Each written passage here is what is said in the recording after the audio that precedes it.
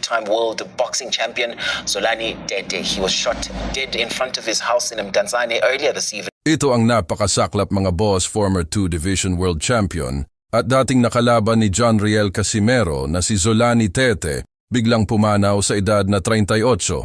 So ayon sa ulat mula sa South Africa, pinagbabaril si Tete sa harapan mismo ng kanyang bahay sa Mdantsane. Malapit daw ito sa lungsod ng Kugompo. Iniulat na naganap ang insidente bandang alas 6:30 ng gabi. Bali kahapon ito mga boss, araw ng Biyernes, tinumba si Tete. Ang 38 anyos na si Tete ay nag-champion sa IBF Super Flyweight at nag-champion rin sa WBO Bantamweight.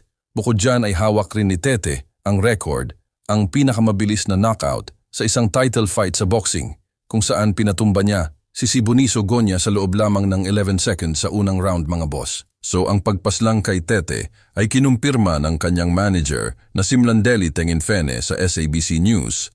Sayang nga po itong si Tete mga boss. Kung kailan nag-announce na siya na babalik sa ring ay ganito naman ang kanyang sinapit mga boss. Siguro baka may nakaalitan itong si Tete mga boss dahilan upang humantong sa pagwawakas ng kanyang buhay.